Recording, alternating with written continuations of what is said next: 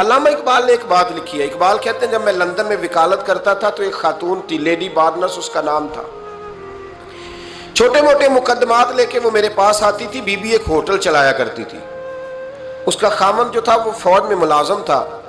اقبال نے خود لکھا ہے, اقبال فرماتے ہیں کہ ایک دن وہ خاتون پھر کسی کیس کے سلسلے میں میرے پاس آئی. تو جب وہ آئی تو اس نے نقاب اوڑھا ہوا تھا, برقع کیا ہوا تھا.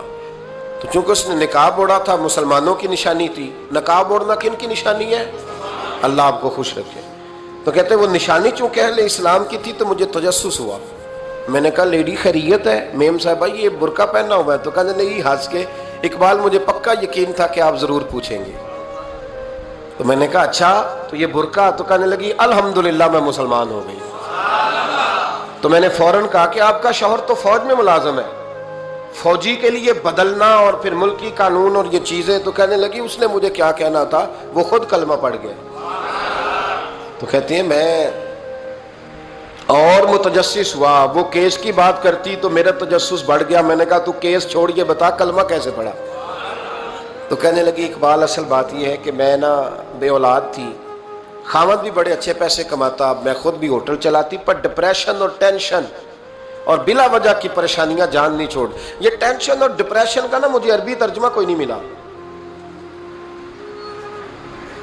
یہ ڈپریشن اور ٹینشن کا نا میں نے تلاش کیا ہے, لیکن مجھے عربی لغت کے اندر ان کے معنی مجھے لگتا ہے کہ اس زمانے میں یہ چیزیں تھی ہی نہیں.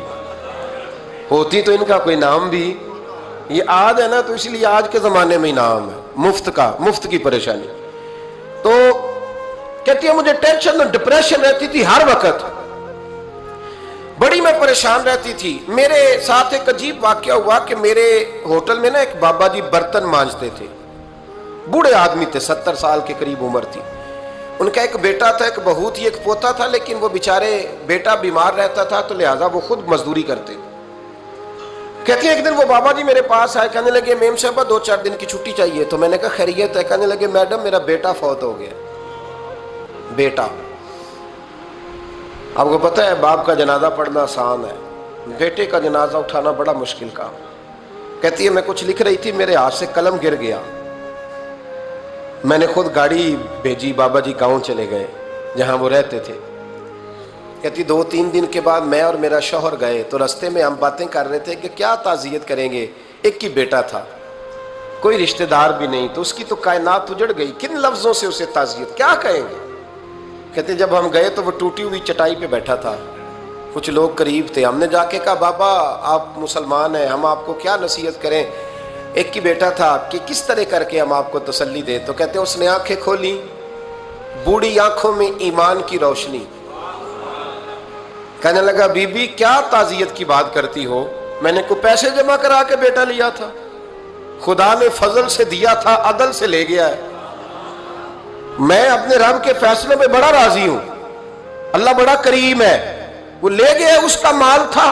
آپ یقین کریں ہمارے دیہاتی لوگ یہ کہا کرتے تھے, میں نے کانوں سے سنا ہے. ایک بوڑھے آدمی کا ایک دفعہ بیٹا فوت ہو گیا تو کسی نے اس سے کہا بابا چھوٹی عمر میں بچہ چلا گیا, تو مجھے لفظ نہیں بھولتے. کہنے لگے پتر اللہ دی فصل ہے, کچی وڈے تاوی ہو دی ہے. سنے آپ نے بھی کبھی یہ فکرہ, کچی وڈے تے پکی لے گئے تے تاوی ہے جو ہو دی. تو جب اس کا جی چاہا وہ لے گیا. اللہ اکبر. وہ خاتون کہتی ہے کہ وہ بابا جی سے میں نے کہا کہ چلو آپ 1 مہینے کی چھٹی کر لے. تو کہنے لگا نہیں میڈم میں مسلمان ہوں, مفت کی روٹی نہیں کھاتا, مزدوری کر کے کھاتا ہوں, میں انشاءاللہ 2-3 دن کے بعد کام پہ آ جاؤں گا. کہتے ہیں وہ چند دنوں کے بعد آ گیا. اللہ کی قدرت کے ابھی 2-3 ماہ گزرے تھے پھر آیا. میڈم چھٹی چاہیے کچھ دنوں کی. میں نے کہا خیریت ہے؟ کہنے لگے وہ میری بہو بھی ہارٹ اٹیک سے فوت ہو گئی. کہتے اب میں بھی تڑپ گئی اور عیسائی ہو کہ میری آنکھوں میں آنسو آ گئے. میں نے کہا گھر کا دروازہ بند ہو گیا, اب یہ بیچارہ کیا کرے گا. وہ اپنے شوہر کے غم میں ہارٹ اٹیک سے فوت ہو گئی. کہتے ہم پھر 2-3 دن کے بعد تعزیت کے لیے گئے, پھر ٹوٹی ہوئی چٹائی, بوڑھا نہ اپنی انگلیوں سے زمین پر کچھ بنا رہا.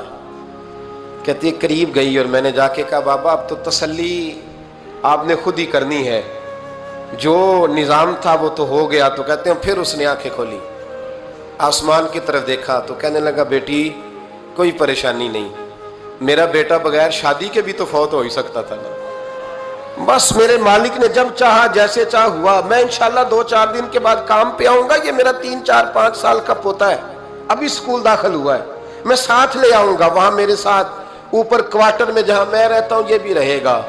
कहती है मैं सख्ते में आ गई उसकी कैफियत देख के। वो पोते को साथ ले आया। कभी कभी मैं देखती छत पे खड़े होके कि दादा घोड़ा बना हुआ है और पोता सवारी कर रहा है। वो सवेरे उठता, उसको स्कूल छोड़ के आता, शाम को लेके आता, प्यार करता, मोहब्बत करता। तीसरी मंजिल पर हमने क्वार्टर दिया हुआ था, वहां दादा पोता रहते। अल्लाह तू बड़ा बेनियाज है। कहती है इकबाल, एक दिन ना पोता ऊपर वाली मंजिल पे खेल रहा था, उसका पैर फिसला, वो गर्दन के बल जमीन पे गिरा। मुझे खबर हुई तो मैं दौड़ी, एम्बुलेंस मंगाई। खून से लिथड़े हुए उस बच्चे को दादे ने अपनी गोद में रखा। और जब हम अस्पताल की तरफ गए तो हॉस्पिटल बाद में आया, जनाबे इजराइल पहले आ गए और कहते हैं वो गोद में दम तोड़ गया। फिर दादे ने उसे अपने हाथों से गुस्ल दिया। फिर उसने अपने बूढ़े हाथों से कब्र खोदी और फिर मिट्टी डाल के कहने लगा इन्ना लिल्लाहि व इन्ना इलैहि राजिऊन। जे सोना ही मेरे दुख विच राजी, जे सोना ही मेरे दुख विच राजी। फिर सुख नू चुल्ले डावा। कहती वो मिट्टी डाली उसने और जब वो वापस पलटा तो मैं बाजू से थाम के होटल करीब लाई और मैंने उसके करीब कहा कि बाबा तू टूट गया है, तू बिखर गया है। मुझे महसूस होता है कि अब ना तेरी रातें और तेरी सुबहें और तेरी शामें गमों में गुजरेंगी। तो कहते हैं यूं उसने हाथ रखे और यूं आंसू छटक दिए। कहने लगा मैडम क्यों क्यों, मेरे अंदर कोई अकीदा नहीं, मैं कोई लवारस हूं, मेरा कोई रब नहीं, मैं क्यों परेशान रहूंगा, मैं तो पका हुआ फाल हूं। थोड़े दिन गुजरेंगे, कब्र में जाऊंगा और जब जन्नत में जाऊंगा तो अल्लाह मेरी बेटे से भी मुलाकात कराएगा, मेरे पोते से भी मुलाकात कराएगा, मेरा रब सारी मुलाकातें करा देगा। मैं अपने अल्लाह की रजा पे बड़ा राजी हूं। वो खातून कहती है मेरा और मेरे शौहर का कलेजा फटने लगा। मैंने कहा बाबा ये जज्बा कहां से मिलता है, ये सुकून कहां से आता है, ये कैफियत कैसे मिलती है। मुझे कहने लगा तूने लेनी है। मैंने कहा तो कहने लगा तू भी गुंबद खजरा वाले नबी का कलमा पढ़ जा, तू भी रसूलुल्लाह का कलमा पढ़ जा।